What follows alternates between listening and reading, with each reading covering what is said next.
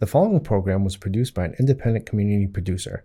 The opinions expressed do not necessarily reflect those of the ECAT staff or board of directors. Good morning, good afternoon, good evening, good night. It's the Ron Van Dam Show. Hold on tight, things can get a bit weird, if you like that sort of thing. Welcome to the program. Thanks for stopping by on your television set. Oh, man, huh? You know what I'm talking about? I know. Oh, man. We're all stressed out. We're all anxious. We're all nervous. So let's do like a little lighthearted comedy in the face of all the horrific things that are happening around us, shall we? Okay. Welcome to the program. I do come in here once a week to do what I do on a daily weekday basis on the internet of highways and syndicated radio stations across the country. I come in here and do a kind of thing of it. And here I am. Thank you so much for being here. Well, let's start off. Oh, it's Halloween soon. Oh, that's coming up. That's what do they call that? National Indigenous Squashes Day. Is that what it is? Indigenous Day I don't know. Anyway, Halloween's weird, man. It's just weird. This is when we honor our pumpkins. Everything is pumpkin flavored, whether it should be or not. There's pumpkin beer. I can't tell the difference. It doesn't taste like pumpkin. It just has like a sugar rim is about the only difference I can see. I don't know. When I was a kid, my father used to take a knife. Ooh, that sounded wrong. My father used to take a knife to a squash. He took a knife to a pumpkin. We would go buy a pumpkin that was large enough to cut up, and he would cut the top off and do like brain surgery on the pumpkin, and then he would scoop out its insides. This is kind of disgusting when I think about it. And then we'd make a little face with the knife, 2 eyes, a little nose, and a jaggedy old mouth. We called it Uncle Charlie. And then we took a candle and we stuck the candle inside the pumpkin, and for the next month it smelled like burning squash in the house. It smelled awful, like somebody had done something horrible inside of a pumpkin. It was awful. I don't know how people lived before there was electricity. I really don't. I put candles inside of vegetables. And then Christmas trees. Oh my God, they used to, before they had the light bulbs, they used to take candles and put them on the branches. Well, that's a good idea. Why don't we do that? Why don't we put candles at the end of branches of a tree and see what happens? Let the tree get really dry and spindly and let the needles fall off into the candles. This should be fun. Merry Christmas to all. Anyway, another show, another dollar. There was the recent release of a movie that I consider to be one of the most disgusting, distasteful cinematic achievements of our lifetime. I don't know if you've seen this series of movies. It's the Saw movies, SAW. It started with Saw 1, which is kind of like makes sense. They just released Saw 10, and it's gotten more disgusting. Tobin Bell, which I believe is no relation to Kristen Bell or Alexander Graham Bell. Tobin Bell plays a psychopathic killer. Hey, it sounds like fun. It sounds like fun. And psychopathic killer. And he takes these people into his area and he mutilates them. He cuts their heads off, pulls their guts out, amputates their faces. It's disgusting, gory, grotesque. You have nightmares nightmares for years and years, introducing these horrific images into your brain that are forever stamped into your memory. Let's go see the movie. What's wrong with you people? I don't know if you see movies like this, but if you do, you really need to seek help, because this is not entertainment. This is the most horrifically cannibalistic crap you can possibly conjure. Whoever writes these films should be put in a solitary confinement building. They're awful. Did you see Saw? That sounds like yeah. I was on a seesaw when I was a kid, up and down on the little plank. No, did you see Saw? I don't understand. Did you see Saw? Have you seen Saw? I don't know what you're talking about. Have you seen Sawten? Seen Sawten? Who's Sawten? Have you seen Saw? Has Saw been seen by you? I don't understand what you're saying. It's like an Abbott and Costello routine, by the way. So I don't know if you see Saw or Saw seen. Did you? I saw Saw. What? I saw Saw. Did you see Saw 10? I saw Saw 10. This is crazy. It is very disgusting, and we actually have to sit back in our lives and say, what the hell is wrong with us? We are civilized, loving people who apparently get our kicks out of watching people get mutilated in the most disgusting manner possible by a psychopathic killer. What time does the movie start? I can't wait. I don't get it. I literally cannot sit there and watch that. Why would I subject myself to that kind of mental torture? But people go and then they pay money to see Saw.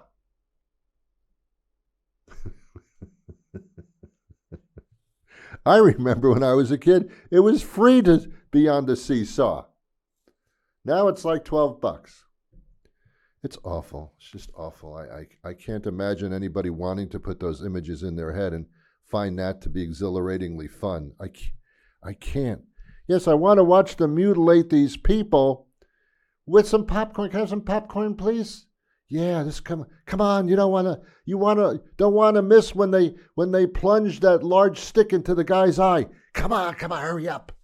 You're going to miss it. Then you can't tell people that you saw. Anyway, and this is what Halloween is. This is the basis of Halloween, and there are children involved in this holiday. There are little, tiny, impressionable children involved in the holiday, and yet we do our best to scare the hell out of them. They scream in fright, "Oh my God, I'm scared. Can I have some candy?" It's amazing. Why do we do this to children? Can you see me all right? Is this microphone in the way? I want you to see. Is this all right? Is this better? This way you can see my beard better. That's much better. Oh, good. Now I feel a lot closer to you. Come here, get a little closer. Camera doesn't move. Anyway, Saw, man. Saw movies. Halloween. Scaring people. It's awful. Cutting up pumpkins, sticking candles in them, scaring people. Awful. And all the horror movies come out on the TV, and the streaming thing, and just scare ourselves. Hey, watch the news. You'll be scared enough. Believe me. Just in time for Halloween. Yeah, right? Great. Wonderful. Christmas coming around. 2 horribly destructive wars. It's Christmas. Anyway. So what are you going to do? Every once in a while, I go on the Facebook thing. Do you have a Facebook thing? Do you have the Facebook thing? It's really ridiculous, and I don't know why I go there. I guess it's for the same reason that I eat a lot of ice cream. I don't know why I do that. I actually enjoy the ice cream. The Facebook thing, I don't even enjoy it. I don't even know why I do it. Anyway, so the Facebook thing is there, and I'm starting to realize that people posting me things, it's not working. It's starting to bother me more than it is inform me. I'm starting to realize that I so much don't care that you're standing in front of a tree with your younger sister. I don't care about that. To you, standing near a tree next to your sister maybe has some type of significance in the future when you want to look back on your life and say, I wonder, when I was younger, did I stand next to trees with people? Oh, look, I did. Other than that, for you, that's probably significant. When you post that to everybody, which includes me, you've got to understand we don't care about that. Yet, as much as we find that incredibly boring and a tiny little whatever moment, as much as we find it to be taking up space in our brains and on that screen, what do? We go to that little like thing, that little icon of like, and we tap on it and we say, oh, I like that. I like you standing near a tree with your sister. No, we don't. No, we don't. That's something that you care about. We don't care about it at all. Now, if you're Aunt Marion or something and you're related to these people, I guarantee you she doesn't care either, but she'd be more inclined to kind of get it, you know? Okay, I get why you're doing that. But anybody else, it's just ridiculous. Here I am hanging curtains in my living room. Ooh. I like that. I like you hanging curtains in your living room. That's fascinating. I've never seen anybody do that before. How did you feel when you were hanging those curtains? Give me some follow-up pictures. I want to see more hanging up curtains in your living room. I don't get it. I mean, before I post something, well, I'm only posting my business, so I guess, that's different. But I would never post a picture of me like standing over the urinal. Here I am in the urinal, standing over the urinal in a restaurant bathroom. Oh, okay. Well, I like it. I like it. I like it. You don't like it. There's nothing to like. It's absolutely ridiculous.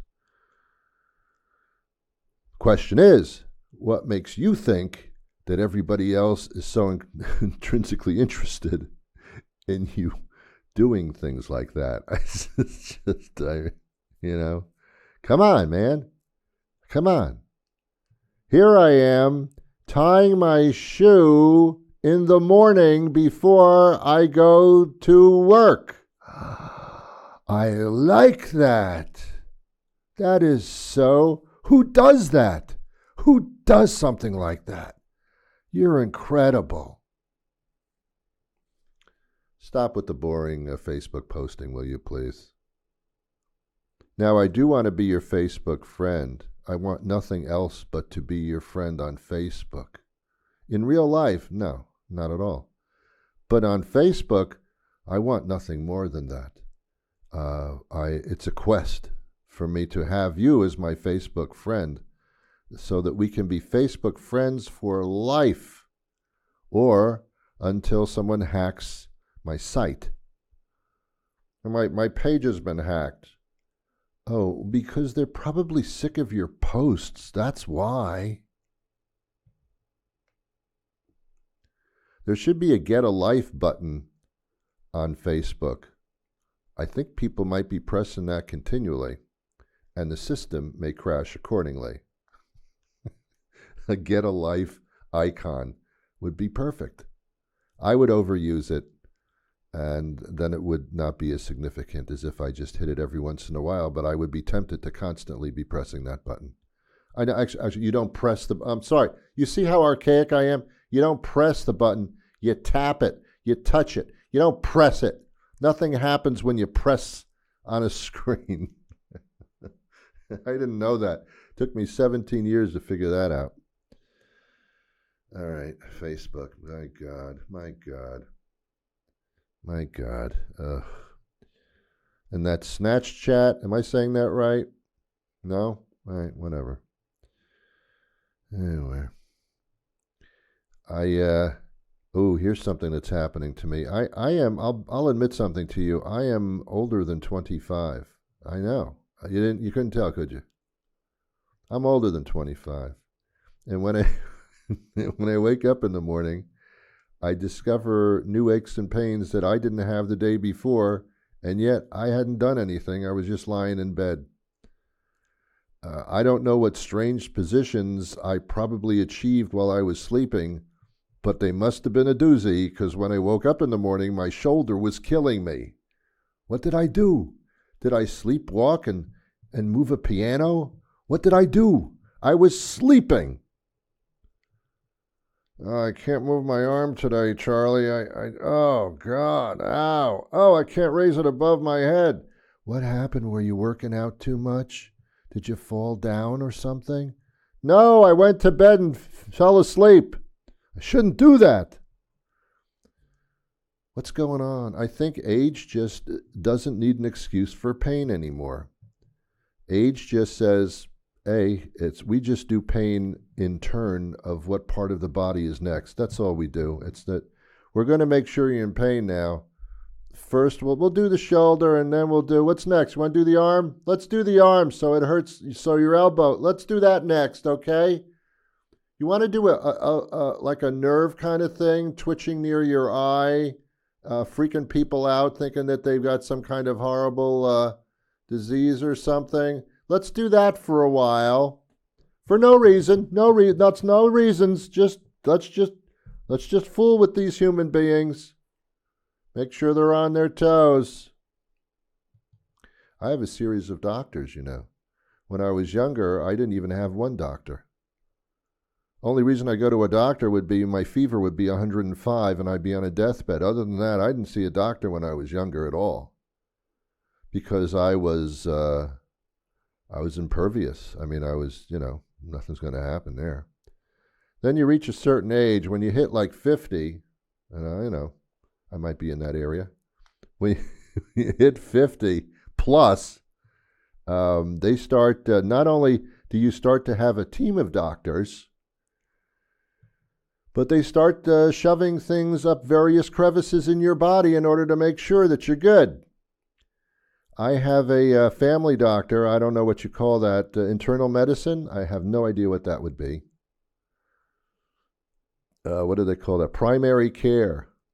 I'm primarily cared by that person. But then I have a team of doctors. I have a dentist who will constantly shame me when I show up for an appointment, telling me I'm not doing something right with my teeth, and will spend a lengthy period of time inside my mouth, which is not where I want people at this time.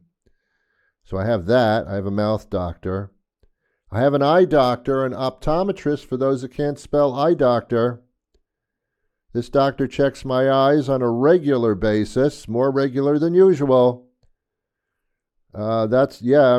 People can have trouble with their eyes all through their life, but you get over a certain age, and like everything else, careful. So I do the eye doctor thing. I read for my eye doctor. I do. My eye doctor likes me to read for her. I don't know if she knows how to read, but apparently she tests me to make sure I can. She'll put me in a chair, and then she'll tell me to look at the wall and to say letters. And I say, well, okay, if that's what you like, I'll do it. And then I have I have a dermatologist, a skin doctor, because all of a sudden various strange things are popping up in all kinds of strange places. We don't know what they are until I see the dermatologist, skin doctor. Sometimes it's something not good, and sometimes it's nothing. Everything's precancerous these days. The older you get, everything's precancerous. You have cancer? No, I don't, but maybe soon. Diabetes? Yeah, you got pre-diabetes. Do I have diabetes? Yeah, you're working on it. You'll be there. Come on. So I have all those doctors. I have a gastroenterologist, if that's even the way I'm saying it properly. This doctor, once every maybe 4, 5, 6 years, will shove a camera and a tube up my ass, and I think we're just doing it for recreational purposes. I'm really not sure anymore. I just don't know. I always say to them, what'd you find up there? I lost my keys 6 years ago. Did you find them? And the doctor, because the doctor has a sense of humor, says, well, we found Jesus. And I laugh, because nothing's really all that funny when something's being, you know what I'm saying? But they do give you this, when I do the colonoscopies, they do this little, is this bothering you, by the way? Is this something you don't want to hear about? Is this uncomfortable for you? Yeah, me too. Yeah.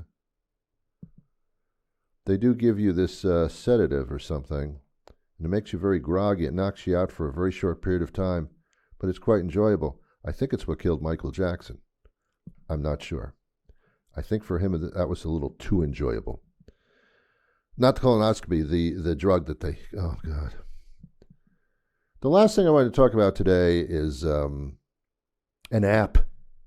It's turned into an app. It used to be something else. I don't know what it is. It's called Photoshop. You familiar with Photoshop? It's not a camera store. It's a thing. And what it does is it takes an image and you can change the image around a little bit and then say, oh, look what I did, when indeed you did nothing. It's called Photoshop. Yeah. You know, when you sit down, those that are artists and they render a painting is an impression of something that they saw, and that is a painting, and that is fascinating because it is an impression of something else. We are looking at somebody's mind, somebody's impression of something. So and they even had a period of time in art called Impressionists. You may be familiar with some of them. Rich Little was one of them. Anyway, so then we get into photography. I went to a photography session in Quincy, Massachusetts. The two don't match. Two shouldn't mix. I sat there in a room. It was like a Knights of Columbus or Pythias or something. There were about 30 people there, and this photographer was showing his photographs. And he was talking about how to shoot better photographs, all that kind of thing. And I was interested at that at the time. I was a photographer, a videographer at that time, so I was interested.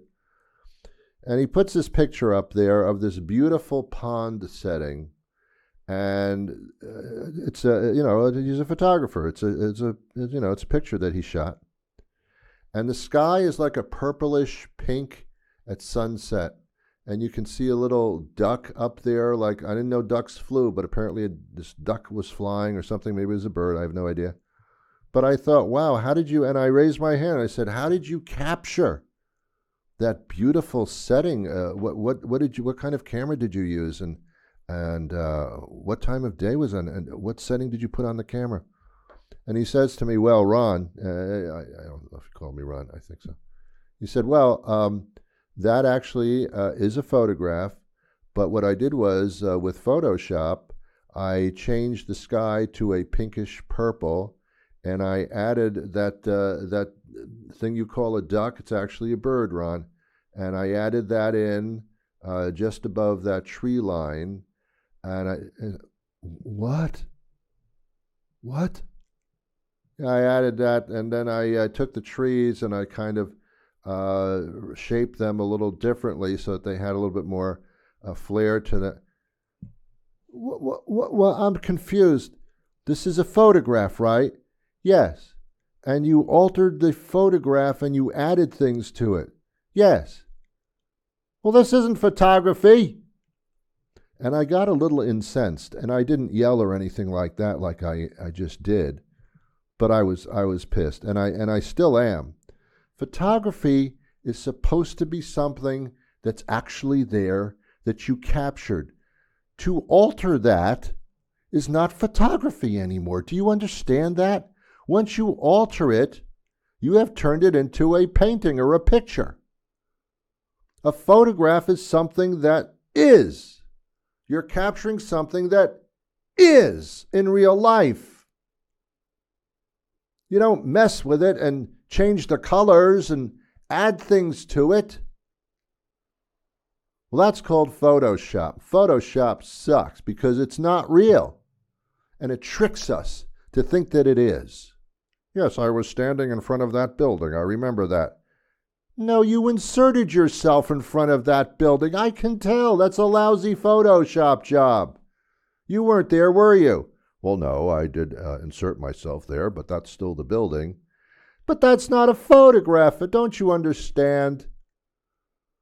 And that's where we've lost the grasp of reality, my friends. We've lost reality. We manipulate it. We change it to our benefit, to our liking, to our perception. But it's not real anymore. And that's what we're doing in our society. That's what we're focused on right now, technologically, apparently. That's a dangerous thing. And I bring it up for that reason. Otherwise, I wouldn't bring it up. Why would I bring that up? Why would I bother you like that? Don't see Saw 10. Don't walk around saying that you saw Saw. Nobody will understand what you're talking about. And if they do, they'll think you're an idiot. So don't do that. Shield your kids from these traumatic visions because that stays with them. They're children. They're impressionable. Yeah. All right, we're just about out of time. You've been wonderful. I don't know what show is coming up next. It could have something to do with real estate or maybe a school committee meeting where they gather around in a group and try to figure things out. I don't know. Maybe it's a, I don't know what preceded this show. Could be flower arrangements. That sounds fascinating. Maybe it was a show about somebody standing in front of a tree with their sister. That would be fascinating, wouldn't it? I would like that too. I think that would be great. I don't know. I feel like writing a letter to the Facebook people, to Steve Gutenberg, Mark Zuckerberg, I don't know his name. I feel like I should text him or send him an email or something and say, you just, you people are nuts. You people are nuts. You're nuts. You've unleashed this wonderful thing into the world that apparently has become not destructive, but certainly annoyingly pathetic. Thank you, Gutenberg, whatever your name is. Then I'm going to send an email to Elon Musk, congratulating him for being the newest egotistical wild man in our library of egotistical, power-hungry schmucks. Congratulations. I'll be here next week with a brand new program. Oh, my God. I can't even talk. Have a nice day. I wish you peace.